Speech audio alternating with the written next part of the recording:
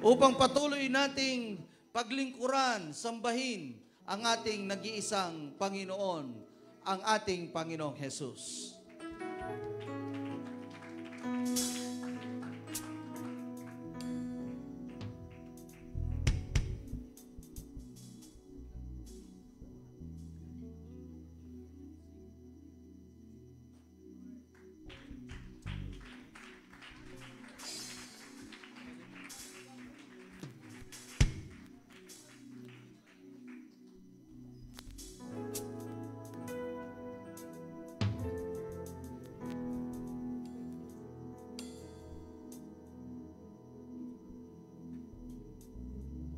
Praise God mga kapatid, at tayo po ay tuloy-tuloy na.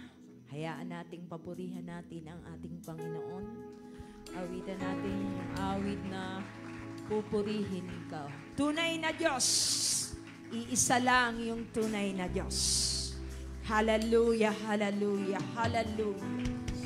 At habang inaawit natin ito, hayaan nating papurihan natin ang ating Panginoon. Praise God, praise God, praise God. Hallelujah.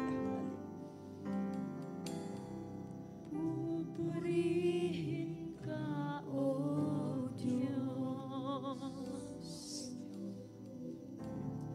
ang aming alay ay magsamba.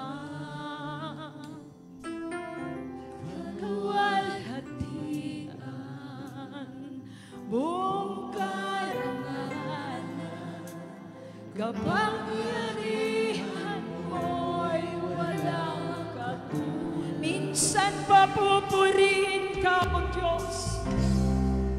Pupurihin ka. Yes, hallelujah, hallelujah. Hayaan natin itaas ang nag-isa nating dinan. Yes, kalawa mo, Lord, kalawa. Kaluwalhatian, buong karangalan, kapangyarihan mo'y walang katulad. Ikaw ang tunay na Diyos. Ikaw ang tunay na Diyos. Yes, Lord. Amen. Ika'y nag-iisa, ikaw lamang at wala nang iba. Sa'yo ang aming awit, higpit ang aming tinig, isisigaw sa buong mundo. Kadakilaan, minsan pa. Oh, yes! Ang aming alay ay magsamba. Kaluwalhatian, buong karangalan, kapangyarihan mo'y walang katulad. Oh, ikaw ang tunay na Diyos. Yes! Tunay na Diyos, ika'y worship you, Lord. Exalt your name in this place. At wala nang iba. Sa'yo ang aming awit, tingin ang aming tinig, isisigaw sa buong mundo. Ikaw ang Diyos! Ikaw ang tunay na Diyos. Amen, amen! Ika'y nag-iisa, ikaw lamang at wala nang iba. Sa'yo ang aming awit, tingin ang aming tinig, isisigaw sa buong mundo. Hallelujah!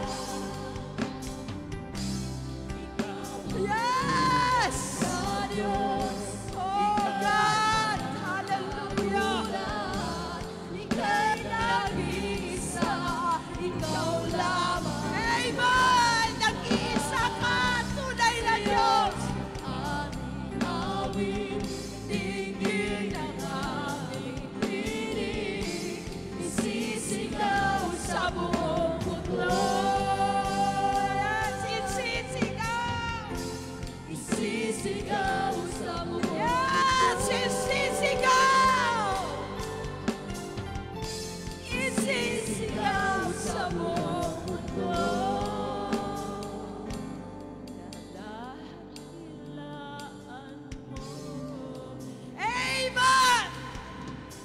Praise God! Praise God! Praise the name of Jesus. Hallelujah! Hallelujah! At tayo po ay mananalangin. Hallelujah, Lord. Praise the name of Jesus. Tunay nga, Panginoong Jesus, na narito ka po sa aming kalagitnaan. At hayaang ikaw ang patuloy naming itaas. Hayaang patuloy sa aming mga gagawin.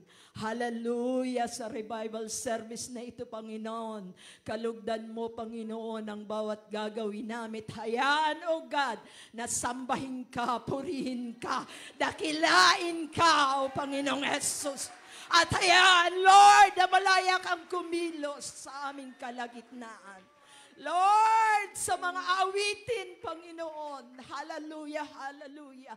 Salamat, salamat, at maging ang aming guest speaker, Panginoon, patuloy, hallelujah, na gamitin mo. At salamat sa mga oras na ito, in Jesus' name. Amen! Amen! Hallelujah! At ibibigay ko na po ang pagkakas. Praise the Lord, hallelujah, bisa pampalakpak sa ating tunay na Diyos, mga kapatid. Come on, mga kapatid, hallelujah. Oh, hallelujah. Praise God. Hallelujah, tayo po mga kapatid ay malaya magpuri sa ating Panginoon sa mga oras na ito, mga kapatid. If you will, mga kapatid, to jump, do it, mga kapatid. If you feel it, to shout, hallelujah. Shout with the voice of triumph, mga kapatid, hallelujah. Oh, hallelujah, Jesus.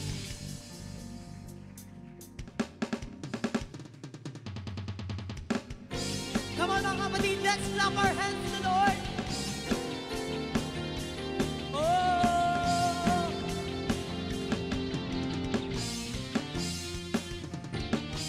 And oil is flowing, the comforter is close.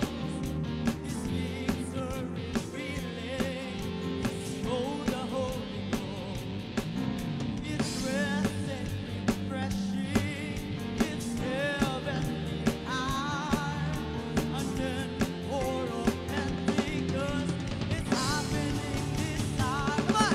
Let it fall on me. Let it fall on me. Let it fall on me. Let it fall on me. The Holy Ghost and fire.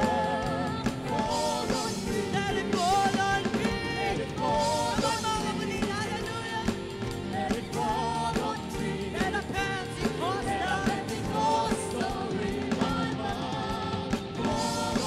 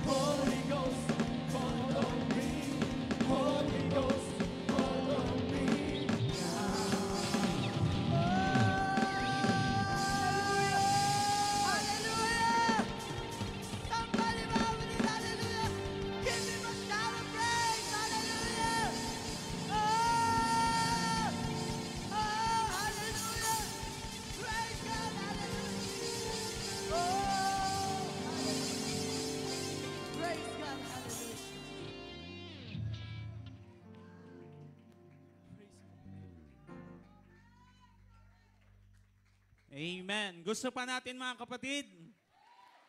I can feel it in my hand. I can feel it in my feet. And by this time mga kapatid, we feel it right now. Kulang ang gawain ng Panginoon kapag walang pagbibigay. Amen. Sabi ng awitin mga kapatid, Holy Ghost, fall on me. Amen. Pero alam niyo mga kapatid, mahirap man itong trabaho, but I believe mga kapatid, may gagawin ng Panginoon. Amen. Bago tayo magbibigay mga kapatid, in 2 Corinthians chapter 9, verse 7, the Bible says, every man, according as he purposeth in his heart, so let him give, not grudgingly or of necessity, for God loveth a cheerful giver. Pastor, ang sabi ng Biblia, yung mga ayaw sa tithes and giving, hindi talaga magbibigay yan. Pero ang mga Pentecostal, amen, may Pentecostal ba dito? Amen. Alam natin kung paano umibig sa Panginoon. Amen. Parang maluyaon mga kapatid. Sabi pa ng mga Bicolano, maluyaon. Amen. Hindi, pagpagamat mga kapatid, ito po ay pagbibigay. Nasanay po ako every time na nagbibigay, meron pong kwento. Gusto nyo makarinig ng kwento? Kung ayaw nyo mga kapatid, di magbibigay na tayo. Amen. Alam nyo mga kapatid, meron pong isang kabataan. Amen. This is a true story. Meron pong isang kabataan na sabi niya sa kanyang pastor, parang wala na akong maibibigay sa Panginoon. Ang sabi ng pastor, bakit? Ngaya, pastor, naubos na sa youth camp.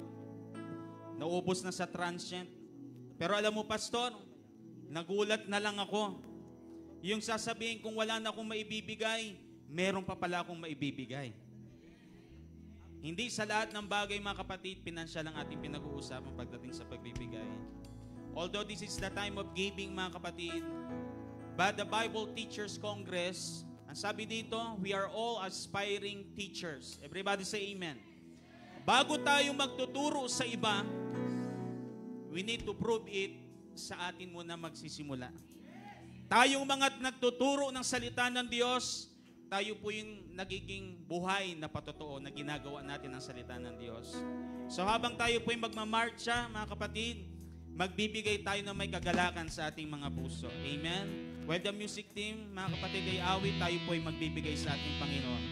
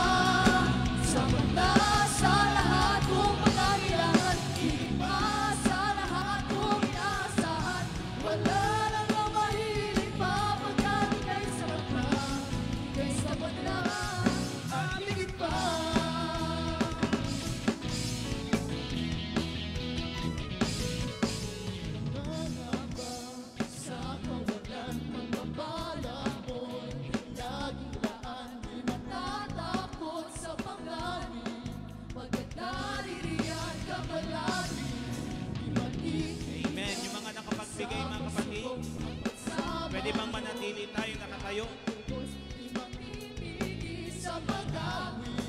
Pagkat ikaw ay mabuti, pagkat ikaw ay mabuti, ikaw ang aming pastor, hindi magkukulang sapat na, at higit pa.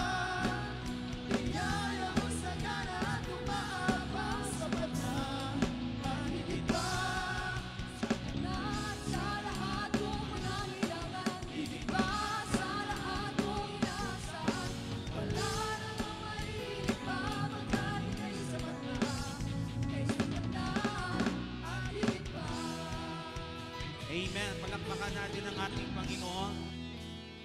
Let's pray mga kapatid. Muli, O Diyos, tanda po muli ng aming pag-ibig sa iyo ay aming pong pinagkakaloob, Panginoon, ng mga kaloob na ito.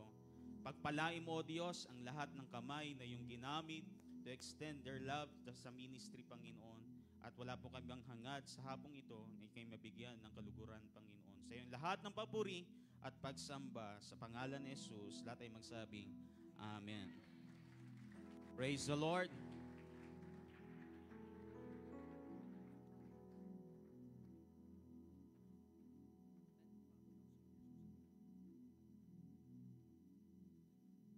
Praise the Lord. Palapakan natin ang ating pong Panginoon. At sa pagkakataong ito mga kapatid, manatili tayong nakatayo at tayo dadako na po sa pangangaral ng salita ng Panginoon at sa pakikinig po nito. At salamat sa Diyos sapagkat ang ating pong mangaral ay ang ating pong district presbyter. So hindi po natin siya tatawaging guest speaker sapagkat hindi po siya natin guest mga kapatid. Sabi nga sa English, our very own. Ang ating pong leader mismo dito sa Quezon, Bicol District, Reverend Robert B. Rosel. Praise God. Pag-pray mo muna. Tayo po muna yung manalangin mga kapatid bago bumaba si Pastor Ryan. Panginoong Diyos, kami po ay lubos na nagpapasalamat sapagkat ipinagkaloob mo pong mangaral sa araw na ito ang aming pong leader sa distritong ito. Siya po ay maging kasangkapan po, Panginoon, bilang mangaral po namin na kami po, O Diyos, ay makatanggap, Panginoon, ng iyong gabay at patnubay bilang mga tagapagturo ng salita mo sa lugar na ito po, O Diyos, ng Quezon, Bicol, at sa aming pong mga local churches. Salamat po, Panginoon, ang banal na pagpupunas ay kanya pong tanggapin patungo, O Diyos, sa bawat isa po sa amin sa pamagitan ng iyong pong mensahe. Purihin ka, Ama, salamat po. Sa pangalan mo aming Panginoong Jesus. Amen.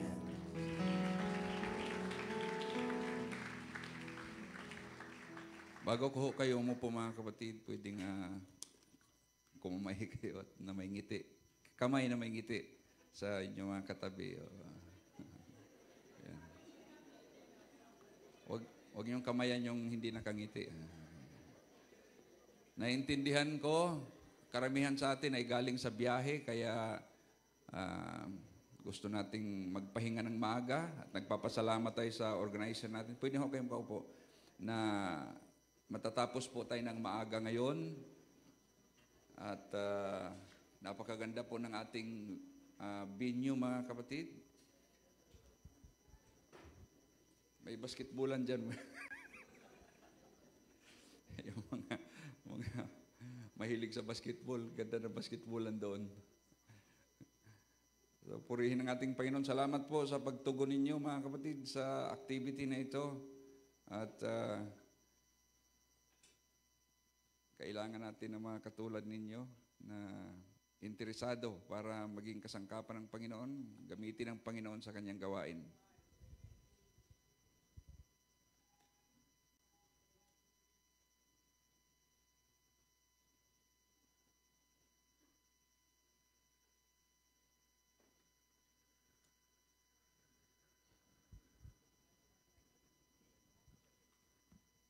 Taas naman ito. Taas, no? Pastor Joe, pulpit mo to. Taas eh. Pang 6'2" eh. Salamat din at kasama natin mga kapatid si Pastor Nilo Bartolabak. Sa mga hindi nakakilala, Pastor, tumayo ka nga, Pastor. Naipakilala ka na ba kanina? Dati nating sectional presbyter ng section 2 mga kapatid. Dating pastor natin sa Pili, biyanan po ni Pastor Aaron, tatay ni Ma'am Maricho. Salamat po, Pastor, sa iyong presence.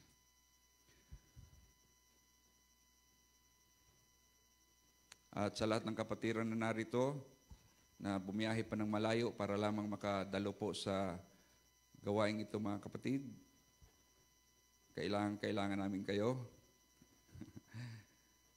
hindi tayo pwedeng magbulag-bulagan at ikaila ng ating pong ang samahang ito, samahan na nasa kalooban ng ating Panginoon ay lumalago.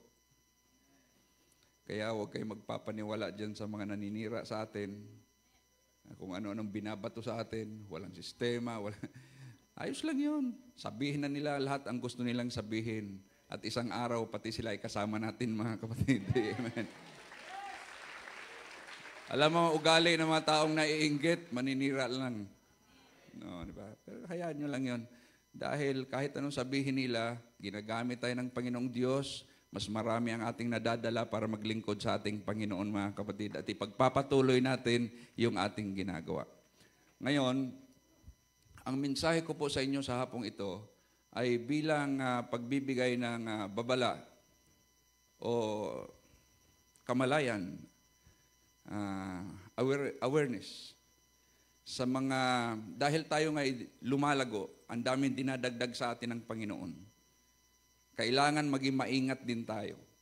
Dahil kung pag-aaralan natin ang mga samahan na dumami ng dumami, maraming mga samahan ng ganun na sa bandang huli nawawala sa pananampalataya. At yun ang ayaw kong mangyari sa ating samahan, mga kapatid. Masayang tingnan na nakakatuwa yung mga post ninyo, bautismo, araw-araw ilan ang nababautismuhan. Purihin ang ating Panginoon, pero may panganib din po dyan. At sana itong mensaheng ito na aking dadalhin sa inyo sa hapong ito, dahil kayo po ay mga, tayo lahat ay tagapagturo, mga kapatid. Huwag niyong sabihin na hindi niyo kaya. Lahat tayo ay tagapagturo. Marunong tayong magturo. Ano man ang iyong inabot na yung pag-aaral, elementary ka man, o graduate ng 4-year course, lahat tayo ay marunong magturo. Sabihin niyo yan, marunong akong magturo. Yan. Dito ay kung paano tayo, kung ano yung ituturo natin, yun po ang pinag-usapan, mga kapatid.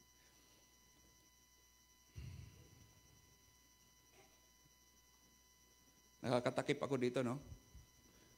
Laki-laki ng mukha ng tao dyan. Itabi natin, Pastor. Mabigat pala ito. Kasi ang ilan sa inyo ay hindi nagtitake note, namimicture ng harapan. Kuha ako palagi. Doon lang. Kasi presentation ito, kaya dito lang ako sa gilid. Ito, kitahuan nyo dyan? Buo ba? Ang board? Buo? O mahahagi pa rin ako pag mag-picture kayo? Ayaw ko yung picture ng picture, tapos ipopost naman. Okay na po yan. Kita na. Dahil ayaw kong masayang, mga kapatid, ng bawat talata na aking pong i-display dito, dahil mahalaga po ito lahat. Magsisilbing, gaya ng sinabi ko sa inyo, ito magsisilbing babala, paalala, at pampamulat sa atin, awareness, para maalagaan natin ng husto ang ating sarili at ang mga tao na ipagkakatiwala sa atin ng Panginoon. Dito po sa sulat ni Apostol Pablo kay Timoteo, ang sabi niya, malinaw ang sinasabi ng banal na Espiritu na sa mga huling araw, tatalikod ang iba sa pananampalataya nila sa Diyos. Susunod sila sa mga mapanlinlang na mga espiritu at itinuturo ng mga demonyo. Alam mo kung sino itong tinutukoy ni Apostol Pablo rito? Mga mananampalataya ito eh. Mananampalataya, katulad natin. Nasa tamang pananampalataya. Kaya nga sinabi niyang tumalikod eh. Hindi mo naman pwedeng sabihin tumalikod yung nasa mali eh. Mali na nga yun eh. Wala nang tatalikuran yun. Kaya ang malinaw na tinutukoy dito, at ang sinulatan niya rito, si Timoteo, nag-aalaga ng mga katulad nating mananampalataya.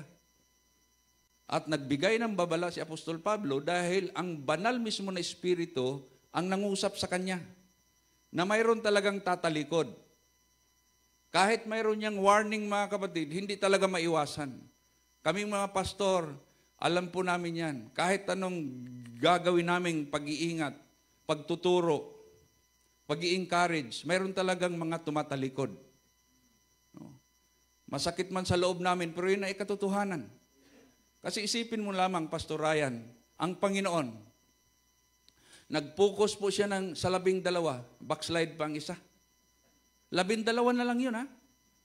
Ang isa tumalikod pa talaga. That's a reality, mga kapatid. Ngayon, hindi natin babaliwalain yung ganong klaseng mga sitwasyon. At least, ma-minimize natin, mga kapatid, na mayroong malalagas sa pananampalataya. So mag-ingat po tayo. Kaming mga pastor, tungkulin po namin na pangalagaan ang kawan ay pinagkatiwala sa amin ng Panginoon, kaya hindi po kami basta-basta nagpapatayo kung sino-sino. Hindi namin kilala. Dahil mamaya, yung pinapatayo dyan, mangangaral ng iba, pag nakapangaral na mga kapatid ng iba yan, mahirap nang bawiin. May maniniwala na dyan. Kaya unawain ninyo inyong mga pastor na hindi yan basta-basta mag-iimbita ng kung sino-sino. Naniniguro yan dahil pananagutan namin ang kawan na nasa ilalim ng aming pangangalaga.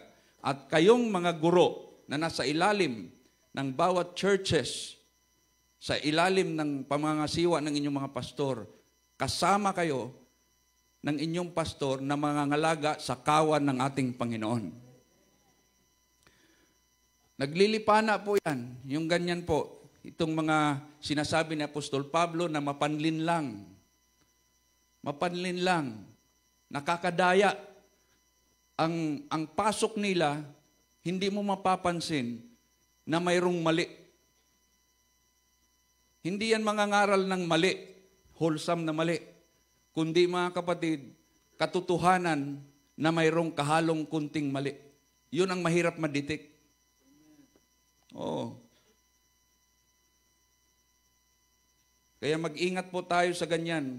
Diyan po, makikita natin ang kahalagahan na kailangan puspos tayo palagi ng Espiritu ng Panginoon at ang patnubay ng Diyos ay suma sa atin para makilala natin ang bawat Espiritu.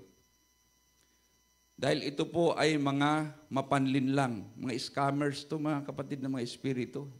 Mga nambubudol ito. Kaya mag-ingat tayo, pati pananampalataya, bubudulin ito mga kapatid. Pag hindi tayo maging maingat. At mga itinuturo ng demonyo. Ang mga aral na ito ay itinuturo. Ito na, dito nagdidevelop tayo ng mga tagapagturo. Ang kalaban natin ay mga tagapagturo din. So teachers versus teachers, mga kapatid. Teachers of truth versus teachers of lies and deception. At sabihin ko sa inyo, magagaling ito.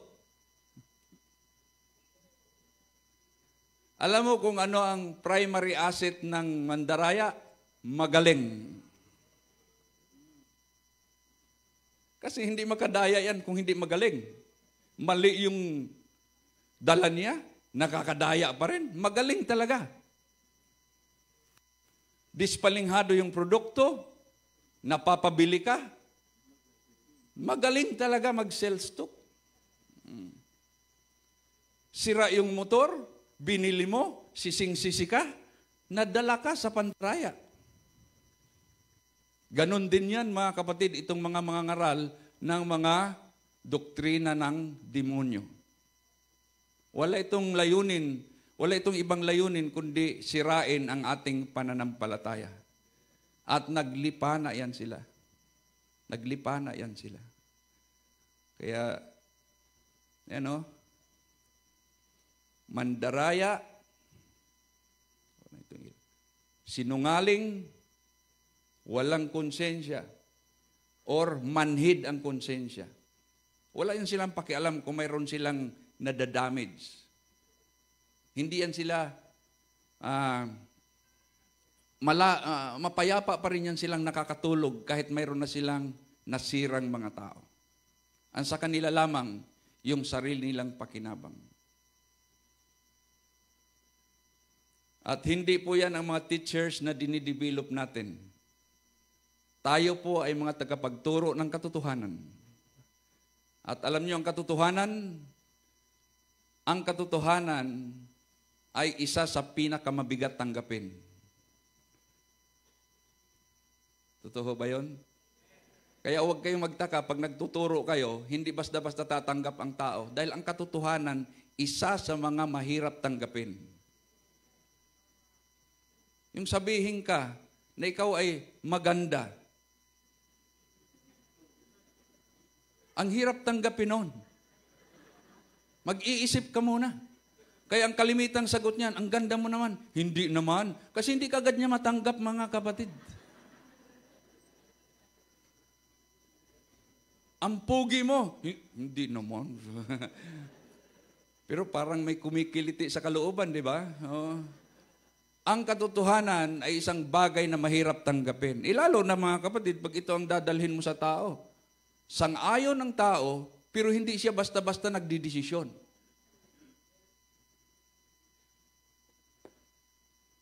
Maliban na lang na mayroon talagang mga taong tinamaan ng pag-ibig ng Diyos, hindi ka talaga magtitiyaga sa mga tao. Dahil ang unang reaksyon ay rejection. Pero pag ang pag-ibig ng Diyos ay nasa iyo, hindi ka titigil, mga kapatid. Pag hindi mo madala sa pangungusap, dadalhin mo sa pananalangin. At babalik ka sa Kanya. Kaya marami pong mga tumatayo at nagpapasalamat. Purihin ng Diyos dahil mayroong taong ginamit ang Panginoon na matyaga, na bumalik para ako ay kausapin at pagtiyagaan. Anong tumama sa atin? Yun yung pag-ibig ng Diyos, mga kapatid. Kasi ano ba naman mahihita natin sa mga taong matitigas ang ulo? Konsumisyon. Ba't mangungonsumi tayo? Pwede naman tayo mabuhay na wala sila. Pero dahil sa pag-ibig ng Diyos. Ngayon, gaya ng sinabi ko sa inyo, mag-ingat tayo. At magpupokus po ako sa 3 bagay para magbigay sa atin ng awareness, mga kapatid. Para ang church na ito, na kinabibilangan natin, at magiging tayo ay kaagapay ng ating pastor sa pangangalaga, ay maingatan natin na huwag itong maging mawala sa tama. Una, yung pangangasiwa sa gawain ng Panginoon or yung church administration. The church of the Lord is a spiritual body and cannot be administered in a secular way. Ang church ay spiritual body, spiritual group. Hindi po tayo seculars, mga kapatid. Huwag kang mag-alala. Halimbawa, ikaw ay nagtuturo at wala kang lamisa na may nakalagay, teacher. Huwag kang mag-alala. Ang mga apostol ay walang sariling opisina, walang sariling lamisa, walang library, walang gadgets. Maging ang Panginoon. Ang sabi nga, mga kapatid, ng isang tao sa Panginoon, Lord, sama ako sa iyo. Sabi ng Panginoon, sasama ka sa akin, walang akong matuluyan eh. Buti pa nga yung mga alaga nyo, mayroong matutuluyan, ako wala eh.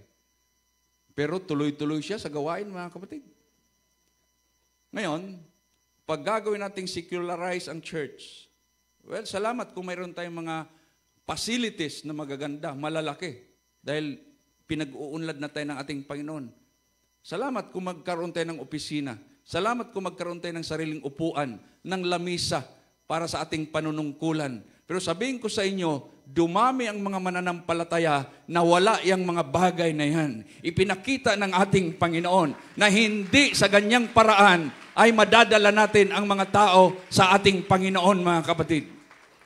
Tingnan mo, ang Panginoon, alam nyo, kung mayroon mang karakter sa mundo na dapat natin palaging i-review, basahin, tingnan ang kanyang buhay, walang iba kundi ang ating Panginoon. Dahil habang nakikilala natin siya, mas lalo tayong nagiging katulad niya, mga kapatid.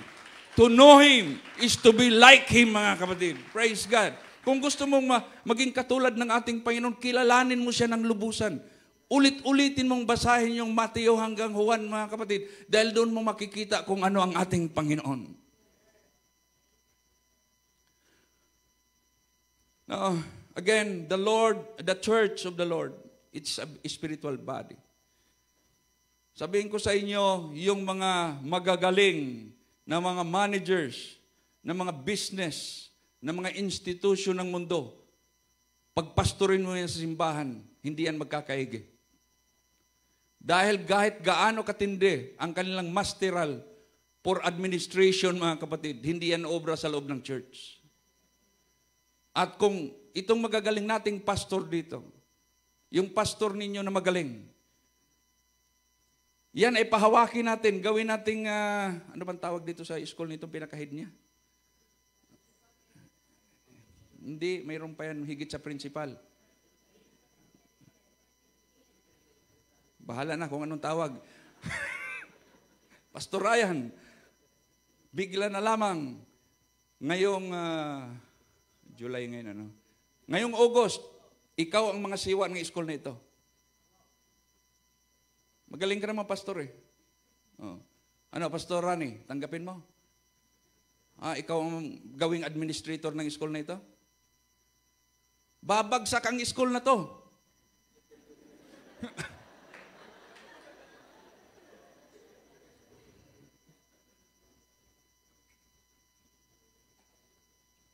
Ako, huwag niyo akong alukin, mga kapatid, na mag-manage ng business ninyo. Kung ayaw niyong malugi.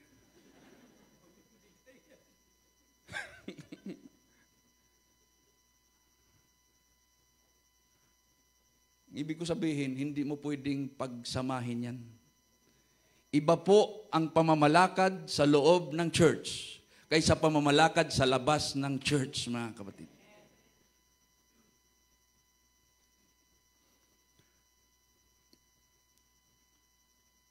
Operating the church in a secular way is one way of making it worldly, mga kapatid.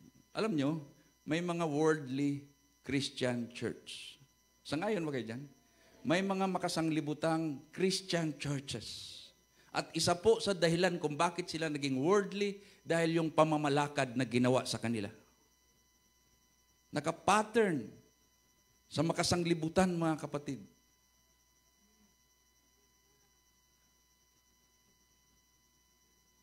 Unti-unti, ang church ay pinapasok ngayon ng worldliness. Mag-ingat po tayo. Dahil we are called to holiness from the world. Mula sa sanglibutan, tinawag tayo para pakabanalin. Mayroon pong mga samahan ngayon na baligtad ang kanilang ginagawa. Yung mga tao sa church ay ginagawa nilang makasanglibutan. Reversal of the process, mga kapatid, ng ating Panginoon. That is anti-Christ. Ang tunay na church ay yung mga tao na tinawag ng Panginoon mula sa kadiliman papunta sa kanyang kagilagilalas na kaliwanagan para ipahayag ang karangalan niyaong tumawag sa atin. Pero may mga samahan ngayon na mga mananampalataya mismo ay ginagawa nilang mga makasanglibutan. And sa isip nila, safe sila dahil nasa church sila. Pero yung church na kinabibilangan nila ay makasanglibutan na. Tinawag tayo, nilinis tayo sa ating mga kasalanan dahil gusto ng Panginoon tayo ay pakabanalin at gawin niyang kakaibang bayan. Huwag ninyong hangarin sa anumang paraan na kayo ay 100% nakalulugdan ng mga hindi mananampalataya. Kung sila ay hindi natutuwa sa atin, sa ating pamumuhay, sa ating pamamaraan, yan ay natural. Hindi rin naman tayo natutuwa sa kanila eh. Sila lang ba? Hindi. Bahala sila kung hindi sila matuwa sa atin dahil hindi naman sila nakakatuwa din sa paningin natin eh. Oh. Kayo mga babae, hindi man kayo nakakatuwa sa mga hindi mananampalataya. kahit kaibigan ninyo, kahit kapatid nyo, kamag-anak, ba't ganyan nga manamit? Ba't ganyan? Ba't ganyan? Hindi sila natutuwa sa inyo. Dahil nga, iba ang kanilang pananaw. Hindi sila mulat, mga kapatid, sa kalooban ng ating Panginoon. Tayo ay namumuhay ayon sa kagustuhan ng Panginoon. Sila ay namumuhay ayon sa kagustuhan ng sanglibutan. Ngayon, tinawag tayo ng Panginoon, inalis tayo doon sa sanglibutan, dinala tayo dito sa kanyang kaharian, mag-iiba talaga ang buhay natin, mga kapatid. Ngayon, hindi na natin habol kung sila'y matuwa sa atin o hindi. Mahalaga, ang Panginoon ay natutuwa sa atin, mga kapatid. At yan din ang gagawin natin sa mga tao na ating pinaglilingkuran. Sikapin natin na sila ay madala natin sa kalagayan na ang Diyos ay matuwa sa kanila, mga kapatid.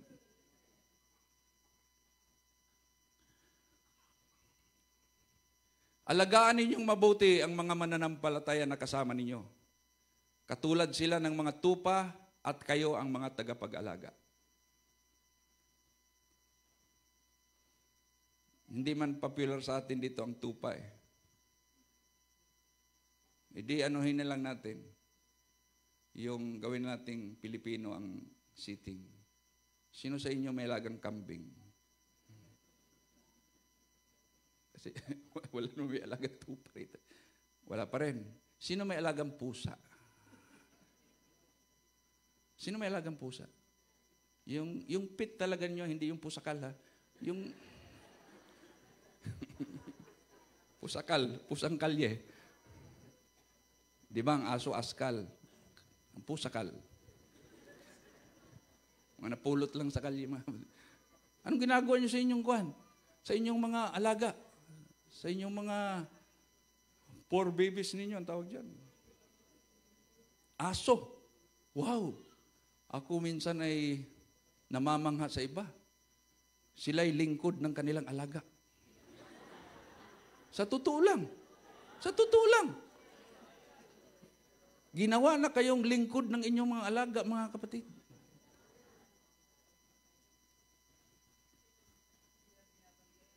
Oo, binabantayan.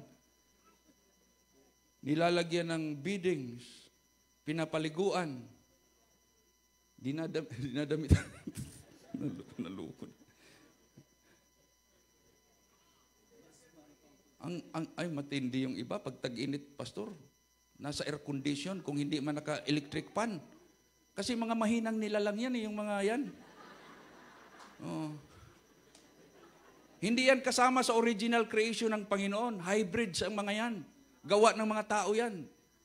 Kaya mga mahinang nilalang yan. Hindi yan natural eh. Yung magagandang mga alaga niyo, mga aso sa kapusa, hindi naman yan kasama sa original creation. Pinag-crossbreed ng mga tao yan. Kaya mahihina yan. Oo. Mahamugan lang ng kunti, sinisipo na. Pusa na ito. Samantalang yung mga pusakal, mga kapatid, dyan sa labas, sa bubong magdamag eh.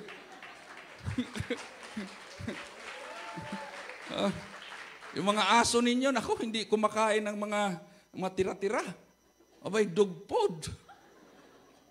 Dadabili ako ng dog food, mga kapatid. Parang hindi ko kaya dahil mas mahal pa sa bigas na kinakain natin. Ang dog food, 100 plus. Yung bigas natin, reklamo na nga tayo dahil 50 plus ang kilo. Pero pag dog food, cat food, mga kapatid, ako, tinamaan ng kuwan, mga kapatid, mas maluho pa kay sa atin. Sabi ko, ayaw ko na mag-alaga ng ganyan. Pahirap lang sa atin yan. Oo. Gusto ko nang ipamigay yung mga alaga namin doon sa loob ng bahay. Kasi pag aalis, alalahanin kung kanino ko mong ihabilin. Samantalang yung mga aso at pusa natin, bahala kayo sa buhay ninyo. Kasi marunong maghanap buhay eh. Kahit 3 araw kang wala, pagdating mo, buhay pa rin eh.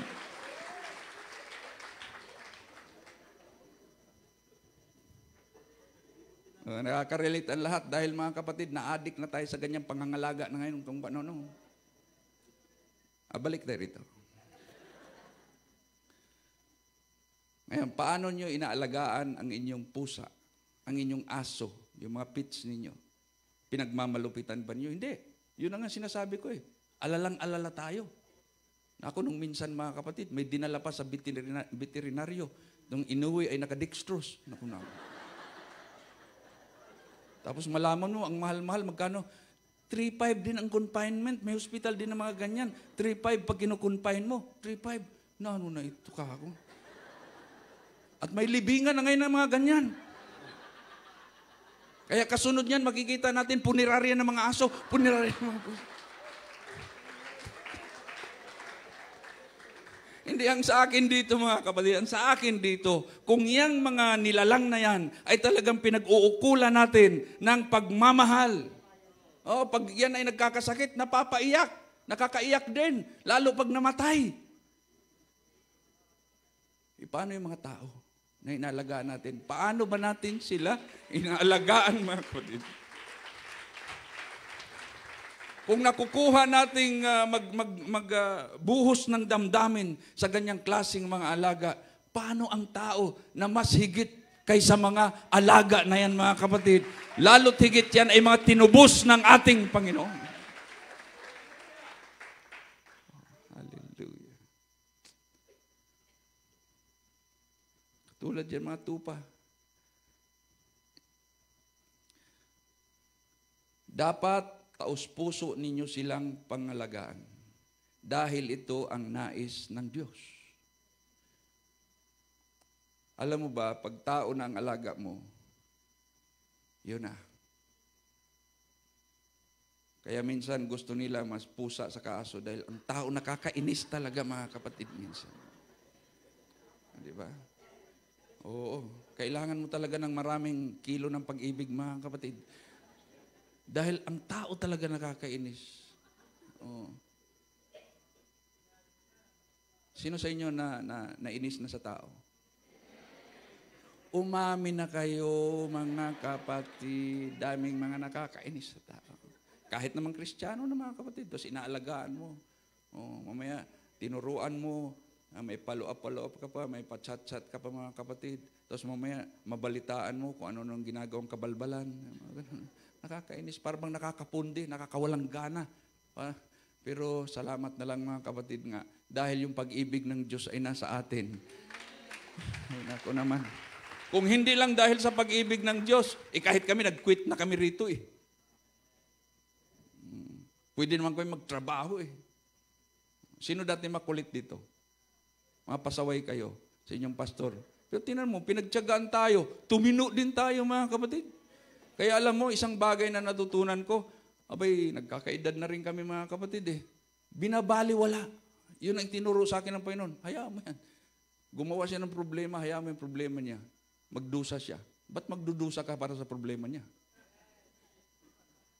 Hindi naman natin tinuruan yan para gumawa ng problema eh. Ang tinuro natin yan kung paano maging matino. Kung magluko siya, gawa niya yan. Kaya sabi ng Panginoon, hayaan mo yan. Bayang malagpasan niya yung problema ang ginawa niya. Payuhan mo, patnubayan mo, ipanalangin mo. Pero ikaw ang magdusa para sa ginawa niyang kalukuhan, kalukuhan yan mga kapatid. It's unfair, di ba? Oh. Hindi sa parang nagbabaliwala tayo. Pero hindi natin sisirain at uubusin ang ating buhay para sa isang tao lamang na kailangan pa mga kapatid maging maayos. Dahil marami pa ang nangangailangan ng ating atensyon. Pero hindi natin pababayaan yan. At hindi tayo matutuwa na yan ay mababackslide. Gagawin natin ang lahat ng paraan. Pangangaralan natin yan, paalalahanin natin. Pero problemahin natin yung ginawa niyang problemahin. Ba tayo?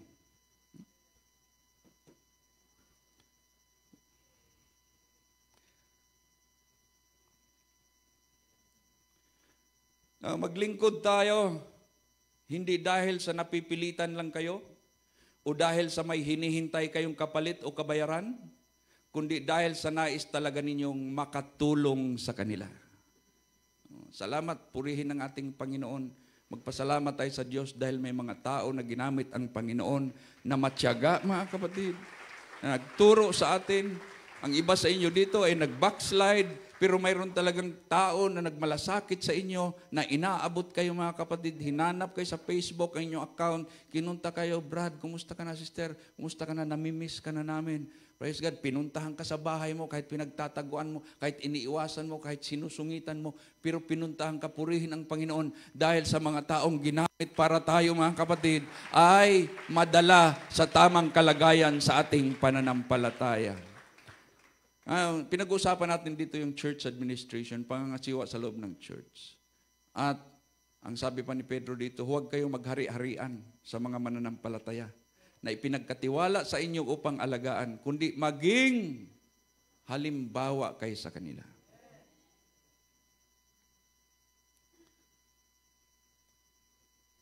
Sa isang salin, huwag kayong maging Panginoon.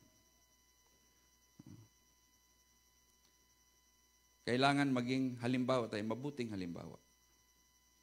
At pagdating ni Kristo na siyang Pangulong Tagapag-alaga, tatanggap kayo ng gantimpala na napakaganda at hindi kukupas kailanman. Purihin ang ating Panginoon, mga kapatid.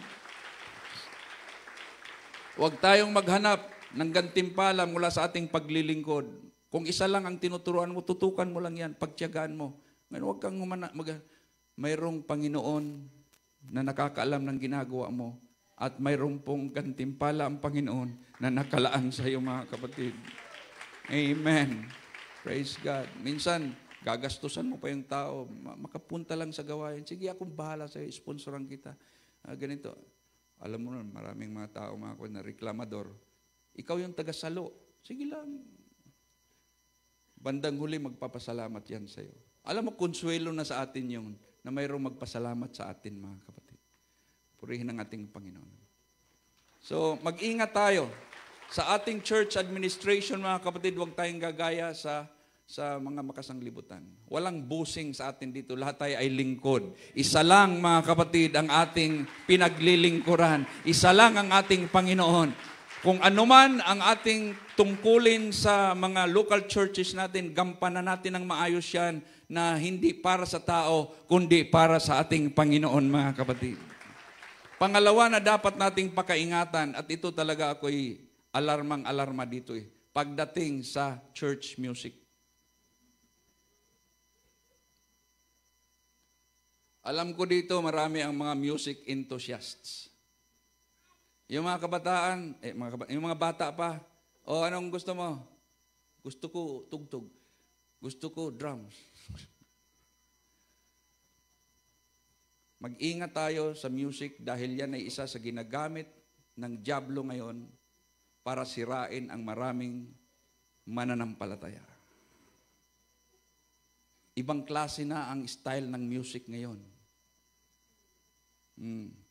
Hindi po natin pwedeng itanggi na napakahalagang sangkap ang music, mga kapatid, sa pagpapalaganap ng mabuting balita at sa pananambahan. Parang hindi na natin kayang manambahan na walang music. Ano kaya? Bukas kaya walang music? Kaya nating tapusin itong gawain ito, walang music bukas? Ha? Kaya, pero parang tayo nasanay na tayo. Hahanapin na natin yon. Yung music na yan. Naging bahagi na siya. Pero huwag tayong malinlang, mga kapatid, minsan pa. Dahil sa panahon natin ngayon, nakaka-alarma ho talaga. At maging sa atin ay pumapasok ang mga music na hindi dapat. Hindi lahat ng music na tinutugtog ng mga kapatiran natin ay music na nakakalugod at nakakaluwalhati sa Diyos. Kaya mag-ingat tayo sa pamimili ng music na gagamitin natin sa loob ng church, mga kapatid. Marami nang sinira yan. Yung music na yan. Sa ngalan ng music, ang dami nang sinira ng mga mananampalataya.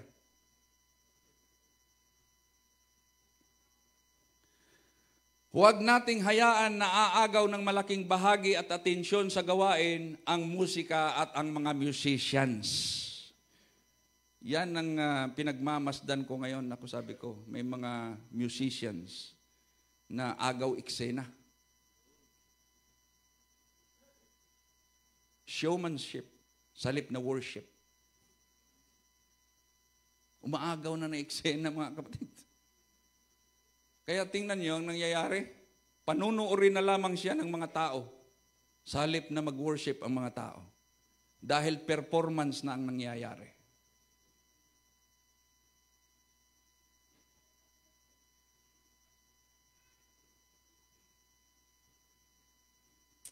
Hindi ko kayo dinidiscourage, mga kapatid, sa music. Kailangan natin yan.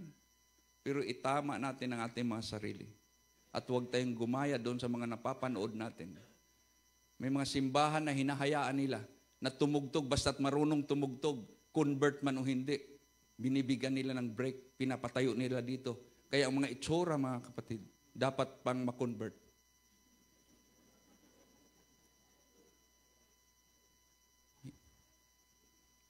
Bukas na bukas sa inyo yung YouTube, yung ibang mga platform, nakikita niyo yan, mga performers na ganyan. At tuwang-tuwa naman, mga kabataan, kuhang-kuha ang rhythm ng katawan. Indak lang ang hinahabol. Yung katawan ay napapagalaw, pero yung espiritu ay hindi nagagalaw.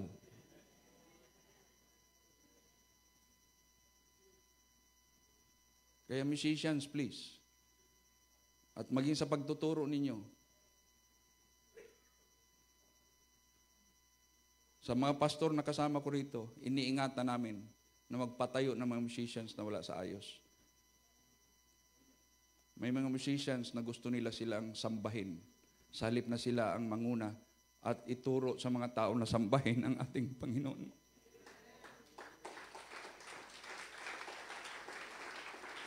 Huwag tayong papayag na sa church natin, ang mga musicians ay excited lang na tumugtog at kumanta, ngunit walang interes sa mas mahalagang bagay sa ikalalago at ikatitibay ng pananampalataya.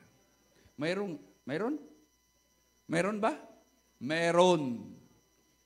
Excited na excited, mga kapatid, tumugtog, excited na excited kumanta, pagdating sa pangangaral, nasaan sila? Nasaan sila pagdating ng mga Bible study, prayer meeting, mga gawaing ganito? Interesado ba sila? Hindi. Kasi hindi naman sila tutugtog doon. Hindi naman sila kakanta doon. Hindi dapat yan magiging mga musician sa church. Dapat yan maging performer sa labas, mga kapatid. Kung ang habol nila ay kapurihan.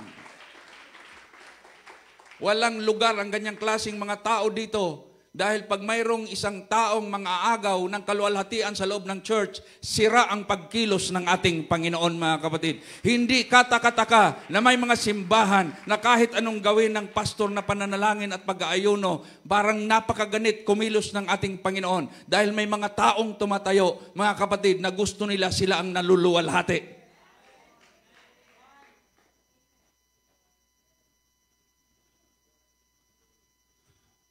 Isang tao lang na mang-aagaw ng kaluwalhatian, napipighati na ang Panginoon, mga kapatid. Kawawa yung mga taong nagsusumikap na maramdaman ng Espiritu ng Panginoon. Dahil lamang sa isang tinik na nasa kanilang kalagitnaan, mga kapatid, na nakakasira sa pagkilos ng ating Panginoon. Kaya mag-ingat tayo. Mga teachers, please, magpaalala kayo sa mga kapatiran. Bago kayo tumayo riyan, bago kayo tumugtog, bago kayo kumanta, ayusin niyo yung sarili.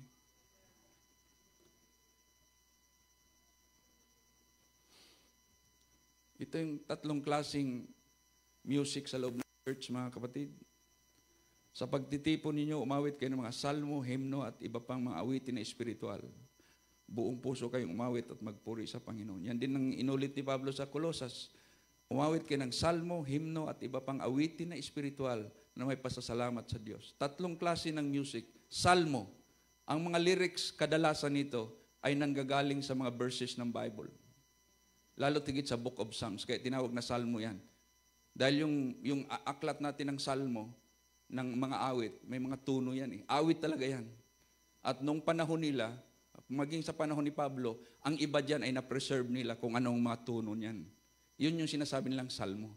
At sa panahon natin ngayon, may mga music na biblical talaga, kinukuha sa Bible ang mga lyrics. Kasama yan sa mga classification ng salmo. Himno, ano ito mga himno? Mga inspirational na mga music. Sumikat ito ng husto sa panahon ng Reformation, mga kapatid. Mga patutuo, mga exhortation, dinadaan sa music. Yan yung mga himno. Amazing Grace.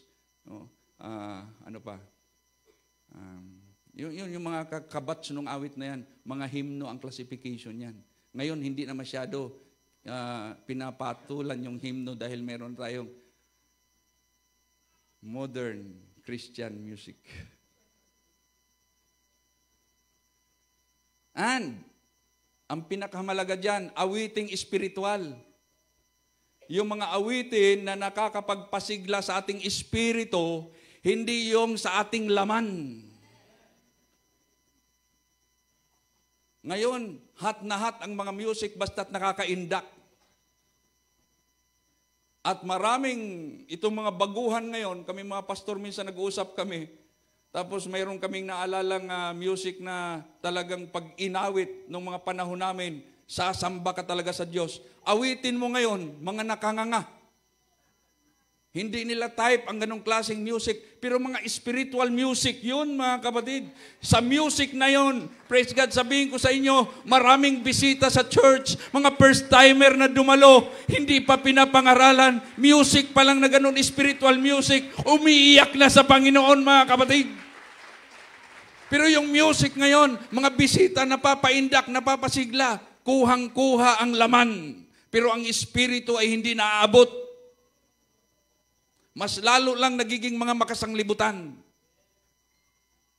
Kasi wala namang pinag-iba sa mga indak sa labas eh. Salamat sa inyong katahimikan. Pero sana ito'y maging kamalayan sa atin, mga kapatid. Ang dami natin ngayong mga talented. But the thing is, mga puspos ba ng espiritu yan? Mga hinog na ba yan sa pananampalataya? Yan ba ay nagpapasakop? Mapagpakumbaba ba yan? O yan ay palipat-lipat ng mga simbahan kung saan ang mayroong magbigay ng break sa kanya para siya ay patugtugin at ang kanyang galing ay maitaas?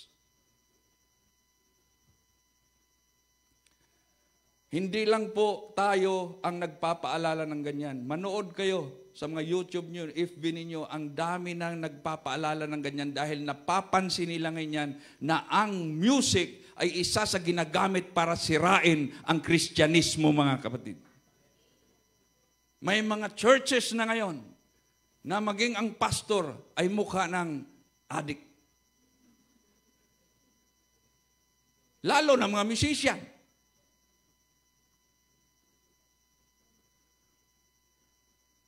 Mga kapatid, nung ang Panginoon ay nag-utos na ipangaral ang mabuting balita, ang sabi niya, humayo kayo, gawin yung alagad lahat ng tao, turuan niyo sila. Hindi po sinabi ng Panginoon, humayo kayo, umawit kayo.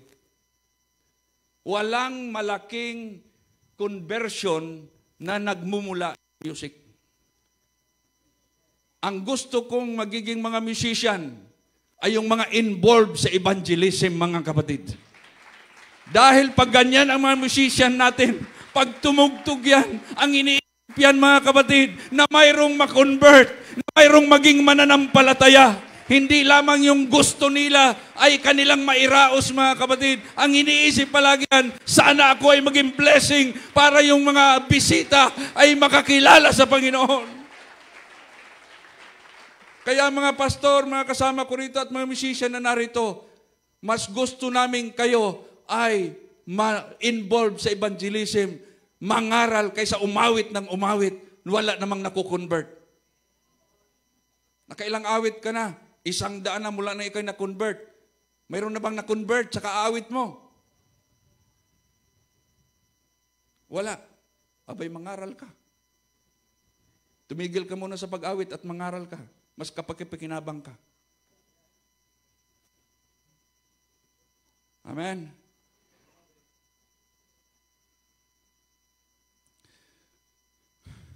Ang motibo, buong puso kayong umawit at magpuri sa Panginoon. Ang music sa church ay para sa kapurihan ng Panginoon, hindi sa kapurihan ng mga tao, mga kapatid. Buong pusong umawit, magpuri sa Panginoon. Yan ang mga motibo ng tunay na musicians. Kaya maigi pa minsan Pastor Aaron walang mga instrumento Pag nag-aakapila, mapapansin mo, di ba awit, sumasabay, lakas ng instrumento. Pag biglang tinatanggal ang instrumento at inaawit yung kanta, di ba? Nag-iiba ang atmosphere. Para bang mas napipil mo na mag-worship pag nag-aakapila.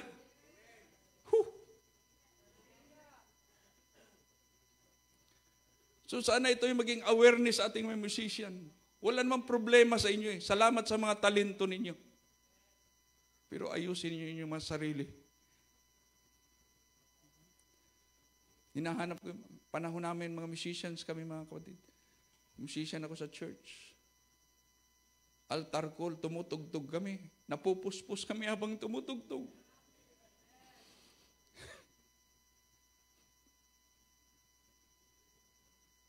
Dahil hindi lamang kami musicians, mga worshiper din kami mga kapatid.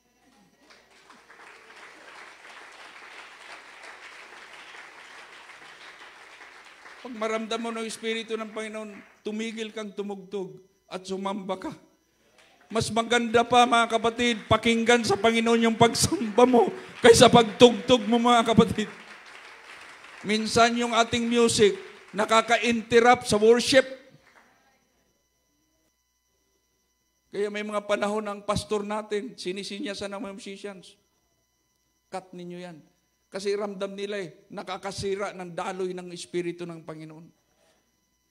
Dahil nga may musician, sa kanilang tuwang-tuwa lang sila. Sige, para lang sa sariling kasiyahan. Kaya ako'y umaasa na ang mensaheng ito, ang instruction na ito, ay magdadala ng malaking pagbabago, mga kapatid, sa ating music sa mga churches. At magkakaroon tayo ng mga musician, ng mga spirituals, mga kapatid. Umawit kayo na may pasasalamat sa Diyos sa mga puso ninyo. Hallelujah. At sa ang panghuling aking tatalakayin, magbibigay ako mga kapatid ng babala, ay yung church education natin. Alam mo, isa sa paraan ng dyablo na atakihin ang mga katotohanan sa Bible ay education, alam niyo yan. Dumating ang panahon na mayroong isang tao na nagturo na hindi talaga nilikha ng Diyos ang mga bagay na ito, lalo tigit ang tao. Sabi niya, sa palagay ko, hindi yan.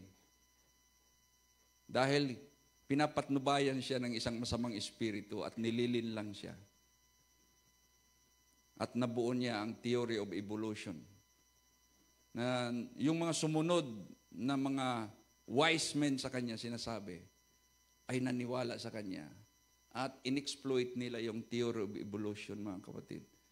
At sa bandang huli, ay isinama sa curriculum ng mga schools. At ang eskwelahan ay naging instrumento para sirain ang credibility ng Diyos bilang creator, mga kapatid. Isa lang ang ibig sabihin ng evolution, walang Diyos na lumikha. Yun lang Yun lang ang pinaka-shortest summary, mga kapatid, ng theory of evolution. Walang Diyos. And then, dahil dyan, marami ng mga, sabi sa Romans, professing they are wise, but they are fools, mga kapatid. Mga nagkukunyaring marunong, pero mga mangmang. Education sa labas. Kaya nagiging maingat tayo mga Kristiyanong mananampalataya sa ating mga anak Dahil alam natin, mayroong panganib sa mga tinuturo sa labas. Nagpapasalamat tayo sa mga eskwelahan na nagwi-welcome ng mga religion sa kanilang mga schools. Salamat. Dahil alam nila, yan lang pinakagamot. Ang immorality ngayon ay bunga ng maling education. Dahil ang secular education ay wala namang concern sa morality or immorality. Wala silang pakialam kung sino kang teacher ka, anong klaseng pagkatao ka, anong estudyante ka, anong klaseng learner ka. Basta't ituro nila yung mga prinsipyo at mga karunungan na-develop ng tao, mga kapatid. Kaya dito sa church, ibahin natin. Kung sa secular education, ang pananampalataya ay nalalagay sa alanganin. Ang church, ang education sa church, mga kapatid, ay pampalakas sa pananampalataya. Yan ang purpose natin. Kayong mga potential teachers at mga aspiring teachers, ang bandang huli magiging mga teachers, ang ating pong pagtuturo dito ay para itama ang mga paniniwala ng tao na na-expose sa mga maling paniniwala sa labas, mga kapatid. Ang paggalang at pagsunod sa Panginoon ay pasimula ng karunungan. At ang pagkilala sa banal na Diyos ay may dulot na kaalaman. Ang tunay na karunungan, batay sa Biblia na ito, mga kapatid, ay ang pagkilala sa ating Panginoon. True knowledge comes from God. True knowledge comes from God. Ang tunay na kaalaman ay nanggagaling sa Diyos, mga kapatid. Anumang kaalaman na hindi nanggagaling sa Diyos ay mga makamundo. It is only profitable for this life. But how about the next life, mga kapatid? Sino ang tinanghal na pinakamatalinong tao? Sino? Hindi ko alam. Kasi nagpapalit-palit naman yan sila. Mayroong nagsasabi sa inyo si Einstein, si Jose Rizal, si Socrates, si Plato, si Tinidor. Malay ba natin kung anong pinagtuturo nila, mga kapatid? Alam mo, Pastor Ryan, ikaw ay graduate ng education. Marami tayong teacher dito. Ito lang nakaraan, na-realize ko, tindi yung education natin. Makuha mo lang yung diploma, yung kapiranggot na papel, yung 1 page na papel, na may nakalagay na, ano ba nakalagay doon pag graduate ka? Ha? Certificate of, magagano ba? Katunayan, sa Tagalog. Ilang taon mong bubunuin yun? Ano, Pastor Joe? Ilang taon mong bubunuin yun? Mula preschool hanggang college. Tapos, ilang milyon ang ginastos para lang makuha mo yung kapiranggot na papel. Ganong katindi, mga kapatid, ang education sa atin. Ang daming pinag-aaralan. Pero ulitin ko sa inyo, ito ang tunay na karunungan, mga kapatid. Ito ang tunay na karunungan dahil ito'y karunungan ng Diyos at hindi mga gawa-gawa lamang ng tao, mga kapatid. Sabihin ko sa iyo, kung gusto nating maging matalino, maging marunong, dito tayo magsimula. Kaya yung sa ating pangangaral, yung